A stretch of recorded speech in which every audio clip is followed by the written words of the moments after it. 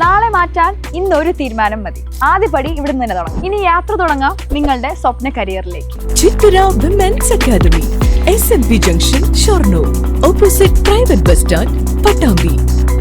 നിളയുടെ മണ്ണിൽ നിൽക്കുന്ന കലക്കത്ത് ഭവനം ഓർമ്മ മാത്രമാവുമോ എന്ന ആശങ്കയിൽ ഇക്കിടിക്കിള്ളി കുറിശിമംഗലം. വരുന്ന തലമുറകൾക്കും കാഴ്ചകൾ പകർന്നു നൽകാനായി ഇനിയും കുഞ്ചൻ സ്മാരകം നിലനിർത്താൻ സർക്കാർ ഇടപെടലുകൾ ഉടൻ വേണം.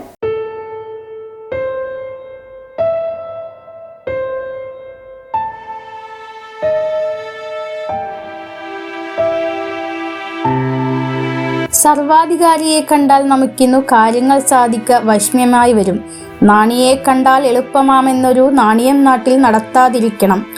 നൂറ്റാണ്ടുകൾക്ക് മുമ്പ് കുഞ്ചൻ നമ്പ്യാർ എഴുതിയതാണ് ഈ ഈരടികൾ.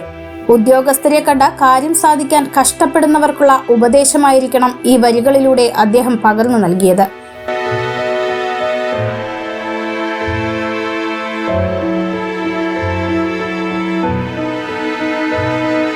അന്ന് അദ്ദേഹം പറഞ്ഞതിന് എത്രത്തോളം ആഴവും പരപ്പുമുണ്ടെന്ന് അറിയണമെങ്കിൽ അദ്ദേഹത്തിന്റെ തന്നെ ജന്മഗൃഹത്തിൽ എത്തണം.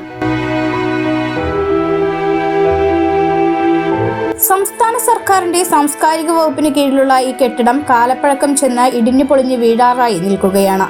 ഇതിലേക്കുള്ള പ്രവേശനവും വിലക്കിയിട്ടുണ്ട്. കാലപ്പഴക്കം മൂലം മേൽക്കുര തകർന്നിട്ടുണ്ട്. പട്ടികയും കഴിക്കോലും ജീർണിച്ച് അടർന്നു വീഴാൻ ഒരുങ്ങി നിൽക്കുന്നു. മഴ കനത്തതോടെ എപ്പോൾ വേണമെങ്കിലും തകർന്നു വീഴാം എന്ന അവസ്ഥയായി. ഇതോടെയാണ് പ്രവേശനം വിലക്കിയത്.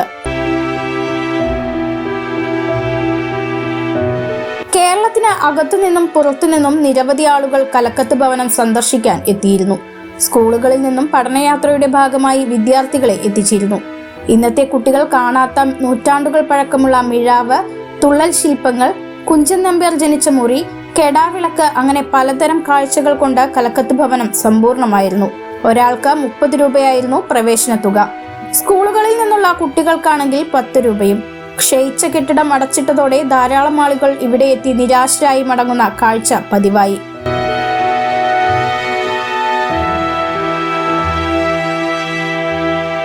മലയാള ഭാഷ നിലനിൽക്കുന്ന കാലമത്രയും കുഞ്ചൻ നമ്പ്യാർ എന്ന അതുല്യ പ്രതിഭയുടെ ഓർമ്മകളും നിലനിൽക്കും. ഈ ഒരു കാരണം മാത്രം മതി കലക്കത്ത് ഭവനം നിലനിർത്തേണ്ടതിന്റെ ആവശ്യകത എത്രത്തോളം ഉണ്ടെന്നുള്ള ഓർമ്മപ്പെടുത്തലിന്. കലകളുടെയും ഒരുപാട് കലാകാരന്മാരുടെയും നാടാണ് പാലക്കാട്. ഒരുപാട് കഥാപാത്രങ്ങൾക്ക് ജന്മം നൽകിയ ഇടം. കലയോടുള്ള അഭിനിവേശം നിറഞ്ഞ ഒരു കൂട്ടം ആളുകൾ ജീവിക്കുന്ന സ്ഥലം. ഇവർക്കെല്ലാം ഒരേ ഒരു ആവശ്യം: കലക്കത്ത് ഭവനം നിലനിർത്തണം. അതിന് സർക്കാർ തലത്തിൽ നിന്നുള്ള ഇടപെടലുകൾ അതിവേഗം ഉണ്ടാവണം. ഇവരുടെ ആവശ്യം സർക്കാർ കണ്ടില്ലെന്ന് നടക്കില്ല എന്ന വിശ്വാസവും അവർക്കുണ്ട്. നിമ്യ ചന്ദ്രൻ, ACV ന്യൂസ്, ഒറ്റപ്പാലം.